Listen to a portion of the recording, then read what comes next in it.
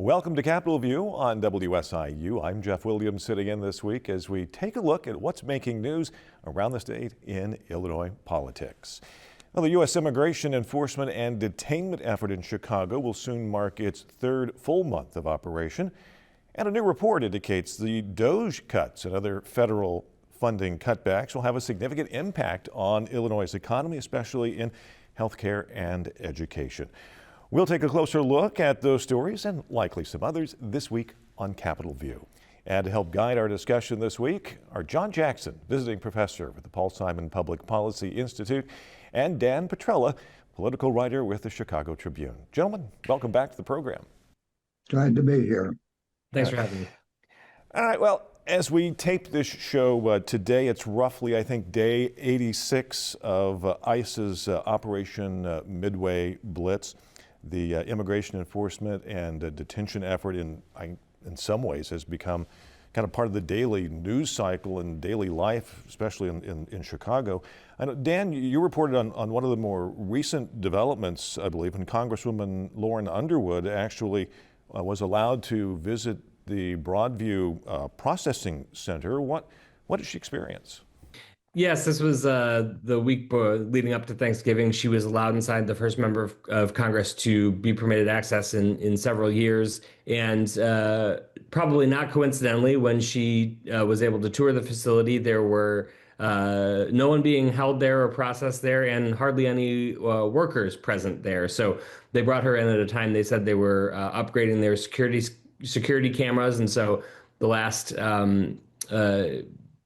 detainees had been processed the previous evening, and there were only a few security guards, and then the federal officials who were giving her the tour that were present there. So she didn't really get a good look at the actual day-to-day operations of the facility, but she did see functioning showers and a few toilets and things, but not really facilities that were adequate to keep people overnight, which is how the facility has been used for several months, but not how it was ever designed to be used. By ICE's own guidelines, it's not supposed to hold people for more than 12 hours. The Tribune and others have documented how that policy has been repeatedly bent, people staying there for days at a time, sometimes upwards of 100 people or so, I believe, being held there. So the processing at the facility has slowed down dramatically as the very militarized enforcement actions here in the Chicago area have really quieted down over the last couple weeks. That's one of the very interesting changes is that they've really shifted their attention elsewhere. Gregory Bovino, the bombastic Border Patrol commander who was sort of leading these enforcement efforts that were, I would say, designed to gain a lot of attention and sort of the shock and awe tactic, has moved on. He was in North Carolina previously. And so now it's sort of figuring out what is going to happen in the aftermath and whether that sort of show of force is going to return in the spring, which has been, predicted by some. Also sort of just trying to figure out what all happened while they were here, still piecing together a lot of that. One of my colleagues just reported yesterday that out of nearly 1,900 people who were detained during the first half of the operation, most had no criminal records, which goes against the sort of targeting of the worst, as the Trump administration has been saying they're doing. And then another interesting development in federal court yesterday is the lawsuit that had really tried to restrain the tactics that ICE and particularly Border Patrol were using in some of these enforcement efforts, tear gas and less lethal munitions, things like rubber bullets and pepper balls and things like that, had really tried to clamp down on that. The Chicago Headline Club and others who filed that lawsuit moved to dismiss it as it was moving to appellate court here in Chicago. They're saying that, basically the main part of the operation has ended, but it's also sort of seems in response to a conservative 3-judge panel of the Seventh Circuit Appeals Court that maybe indicated they were going to overturn the lower court ruling that really restrained how Border Patrol could use those more aggressive enforcement tactics. Mm-hmm. Yeah, as you mentioned, we're coming up on 3 months, and we've talked about this before in other shows.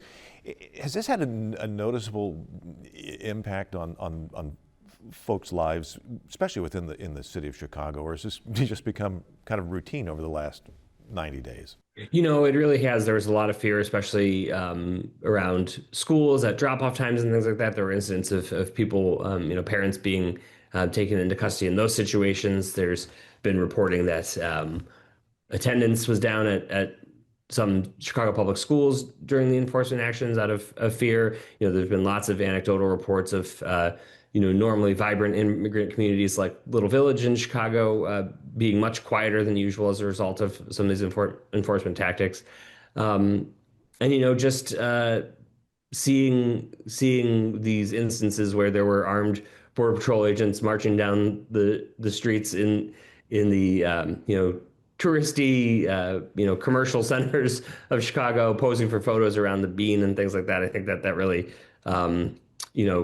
drew a lot of ire from a lot of folks, and there are folks who oppose these efforts who have really praised everyday Chicagoans who stepped up and bought their whistles and tried to protect their neighbors who maybe are in the country without authorization, or as we've seen, many U.S. citizens have also been swept up in these efforts. So it really has it did sow a lot of fear and confusion among folks all across, not just the city, because it was across the suburbs, even into some of the far out suburbs as well. So I think everybody's a little bit on edge to see, if they do return at some point, and then to try and figure out what happens with the folks who were swept up in these actions. Yeah, and I guess you referenced one district challenge, and the legal jockeying continues in the federal courts. Dan, if I'm correct, the U.S. Supreme Court still hasn't made a decision or a ruling on the constitutionality of deploying Illinois National Guard troops or Guard troops in this situation. That's correct. Yeah, we're still awaiting a ruling from the Supreme Court there, and it's been several weeks now, and sort of.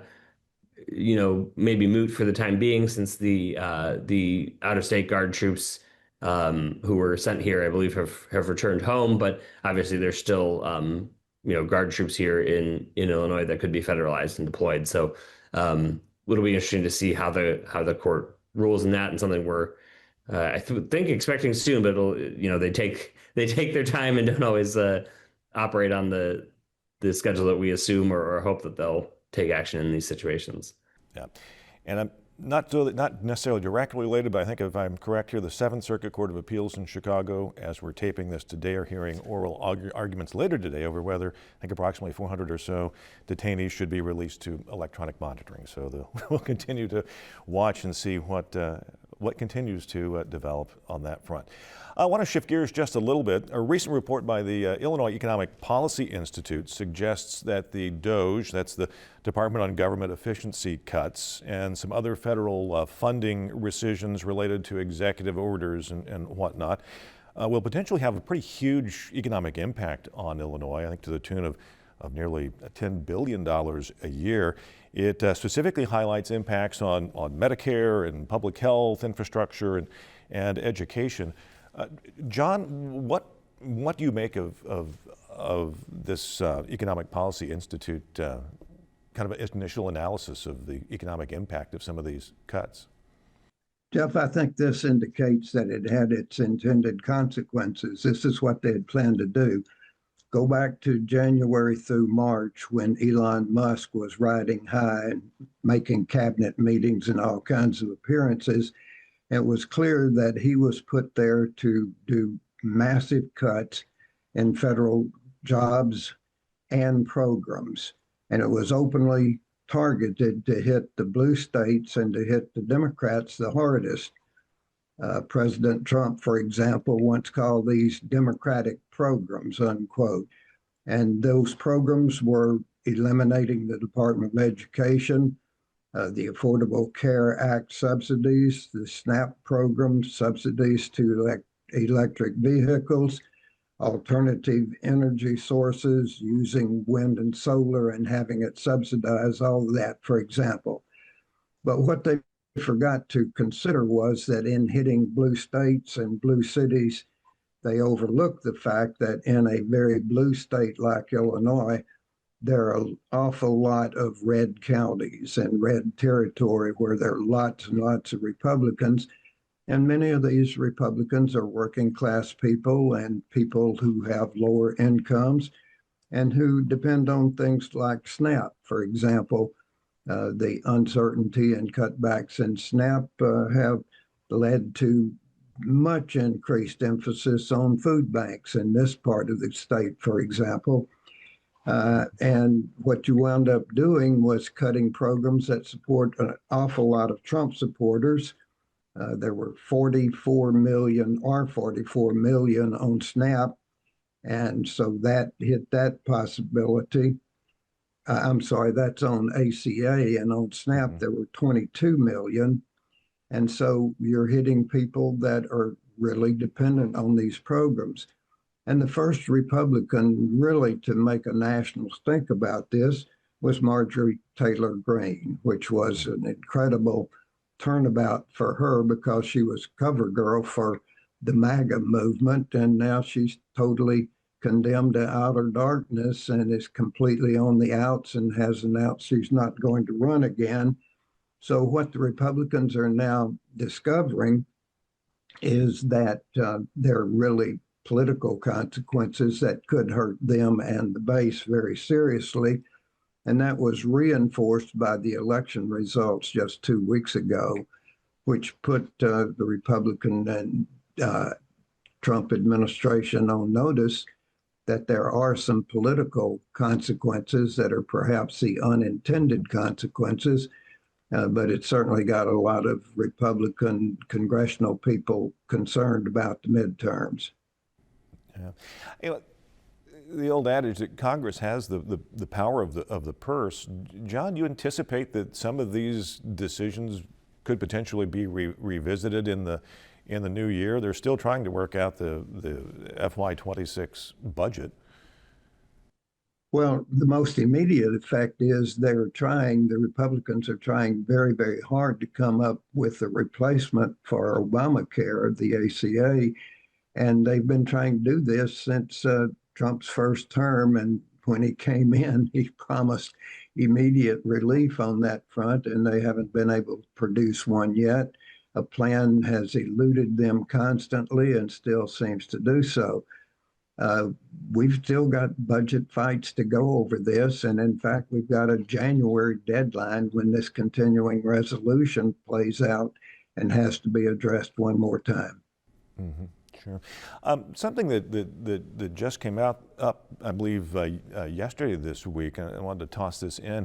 The governor signed a bill that will, I think, essentially allow the state to set up its own vaccine protocols. It's kind of coming out of some federal policy changes at that level. Do we have an idea, either John or Dan, what that may help to do, at least in one small area of healthcare? Yeah, sure. So this is a result of some of the politicization, I have a hard time with that word, of the Centers for Disease Control and the FDA and their vaccine protocols under Health and Human Services Secretary Robert F. Kennedy Jr. The Pritzker administration feels that some of the decisions that are being made at the federal level on vaccine policy are no longer based in science and no longer reliable. So they are moving through the Illinois Department of Public Health to be able to make their own vaccine recommendations, relying on their own experts, their own doctors and scientists who would review the data and the information and then make recommendations. And state regulated insurance plans, which is a smaller segment of all health insurance plans, but those that are regulated by the state would be required to cover the vaccines that are recommended by the state. Another area, the governor and the Illinois Board of Higher Education recently highlighted enrollment gains in the state's public universities. I believe enrollment around 190,000 students, highest in the past 10 years or so, and comes off of another high enrollment year last year. John, you were a longtime administrator here at SIU. What does this enrollment data mean for the state university system, especially at a time when some of the state's public university campuses are having difficulties maintaining enrollment? Well, I think it is a good news item. I think it indicates that statewide things have turned around, and IBHE has endorsed that idea. Let me give you a little historic background. We've had in this state since the turn of the century and since Blagojevich a real problem in funding higher education and in keeping our students here in Illinois rather than letting them go to other states, which they've been doing. We had a basic disinvestment, as it's called, in higher education. And when the budget crunches came along, higher education and the social work areas were the ones that were most vulnerable politically, and we all took the hardest hit. This was particularly the case in the Rauner years when we lost a major part of our base budget, which we've still not been able to recoup all of. And it impacted the students very significantly in things like support for scholarships, especially the MAP program. It also means that we came to rely heavily on tuition rather than on the income from the state. When I first started watching this, we were getting 74% of our budget from the state, and now we're down to low 30s the last time I noted. And that meant that we got more and more invested in tuition, which is now providing something way higher, up in the 60s and 70s in terms of our total budget. And again, the Rauner years aggravated all of that. But when Pritzker came in, he really tried to put a stop and at least turn this around. Iowa, Indiana, all kinds of states have been poaching on our enrollment. Chicago Tribune ran a story about 3 years ago about Alabama, where the northern state that provided the most students for the University of Alabama was Illinois, and that was mostly from those good suburban high schools where even Alabama was having great success in getting our students down there. So Pritzker took this on. He's helped significantly on the increase in the MAP grants, and he's helped on the base budget in higher education. And so SIU and the other state universities have tried to make their own contributions, and we've put a heavy emphasis on recruitment in the last 3 or 4 years here, as you well know, Jeff. And I think it indicates a good news item that all this effort is beginning to pay off. Mm-hmm. All right. One of the really interesting things to watch, as we talk about federal policies too, is how, the threats from the Trump administration to federal higher education funding is going to affect the universities and what they have to do with tuition. And then also the immigration policies and the student visas and things like that. And, the universities I know rely on those foreign students who pay full freight tuition to help with some of that bottom line. And if fewer foreign students are enrolling at places like SIU or University of Illinois, it's going to be really interesting to see what impact that has on both enrollment and on their budgets. Yeah. And I'm sorry. Good point. Talking about budgets, the legislative session resumes for spring in about a month or so in January. Dan, any early indication what we may see along with the usual stuff? Anything that we may be seeing coming up in January? Yeah, it's an election year, so I think especially in the first few months before the March 17th primaries, we're going to see a pretty light, quiet agenda. They typically don't like to tackle anything too controversial before voters go to the polls in the primaries. I think this is going to be another session where the budget is really the big question. It's going to be another tight year. In an election year, we're, I don't think, going to see Democrats pushing for big changes to tax policy or anything like that. There's been some, rumblings from the city of Chicago and from progressive lawmakers about needing to look for some more progressive revenue solutions, both at the city and state level. We heard the governor tell an alderman on a live microphone a couple weeks ago that he still thinks the state needs a graduated rated income tax, but then he later said, well, that's not my priority for the spring. So one dynamic to watch is whether lawmakers who do want to do that push ahead with that, regardless of whether the governor is giving it his full-throated endorsement like he did back in 2019 and 2020. I think it was a little bit of a surprise that they were able to get a deal on the mass transit bill back in the veto session. So that takes one big item off the agenda for the spring. And I think that, obviously these questions of the Chicago Bears and their stadium and what's going to happen with that are going to linger forever until some sort of resolution is reached there. But I would predict we'll see, some smaller bore kind of items come up, but I don't think there's going to be any big major changes, especially the big sweeping tax changes or anything like that. I think they'll do just enough to balance the budget for the next year and then go home in June and start campaigning for the November elections. Well, you mentioned that the elections, obviously the primary is just around the corner, and there are many local and statewide races going on, and we've got about 5 minutes or so left. But the primary for Dick Durbin's open Senate seat, to me, is pretty wild. What are there? 22 candidates, 14 Democrats, 8 Republicans that have filed petitions. Is the nomination for both of these parties in this race really that wide open? No, not really. They have lots of applicants right now, but only a few serious players, and those are in the Democratic primary. And that race is about to heat up right after the first of the year, and really has already started heating up. And of course, the emphasis is on Democrats because Democrats are highly likely to continue to control Senator Durbin's seat. The major contenders are Lieutenant Governor Stratton, Congresswoman Robin Kelly, and Congressman Raja Krishnamurti, Krishnamurti, I think is the way to say that. Governor Pritzker quickly endorsed his lieutenant governor, and that makes sense.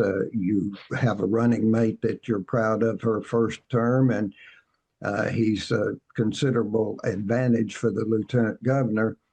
But I think it's safe to say that Raja has made the most noise and has gotten the most coverage and has shown the most strength by considerable magnitude so far. And we're, of course, on the other end of the state from Chicago, but we've seen an enormous amount here from him. He came down here 2 or 3 times. I heard him speak at the SIU Law School in the spring. He's emphasizing his downstate ties, which the others don't have because he was almost born in, but raised in Peoria. So he likes to emphasize his downstate roots. And more importantly, every TV station we have, which are one in Illinois and one in Paducah, Kentucky, and one in Cape Girardeau, Missouri, are all carrying a lot of flights of his ads. He's got out a new ad now, which I think is the 5th flight of different ads, and they're all very slick and very well done.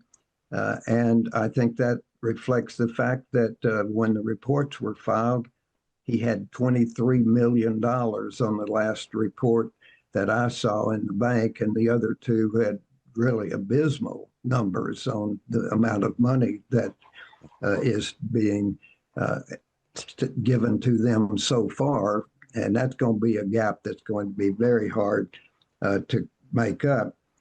So it's going to be a knockdown, drag out still, but I'd have to say that the congressman has made by far the best campaign and the best impact and gotten his name out there better than anyone so far. And he actually uses the incredibly complex name that he's got. He brags about how many letters it has in it, and he uses that to his advantage. Dan, how's the field playing out from your end of the state? Well, yeah, similarly, up here in the much more expensive Chicago TV market, it's hard to turn on the TV and not see, especially, during a sporting event or late night TV or things like that, and not see a an ad where he's telling us to just call him Raja, kind of nodding as John said, his for us native English speakers, difficult to pronounce last name. But the fundraising really does speak for itself. He's been stockpiling money in his congressional campaign fund for years. He's one of the most prodigious fundraisers in Congress. Lieutenant Governor Stratton has tried to use that against him by taking this no corporate PAC pledge. But the big question on her side is, whether the governor is going to come in with money, not through the official campaign fundraising account, but through one of the super PACs that have been set up on her behalf, or perhaps through the Democratic Lieutenant Governors Association, or some way where he can sort of funnel some unlimited money behind her campaign, and just how much he's willing to do that when he's also going to be on the ballot next year and has already put $25.5 million into his own re-election campaign for a third term. Let me just quickly add how much he's focused on running against Donald Trump, too. He's been really hard hitting. And in that vein, he's on board with the governor's approach to what to do about Donald Trump. Yep. John, I'll let you have the last word. We are once again out of time. John Jackson of the Public Policy Institute, Dan Petrella, Chicago Tribune. Gentlemen, thank you for joining us. Glad to be here. Thanks. And thank you for tuning in for this week's edition of Capitol View. I'm Jeff Williams. Have a good week.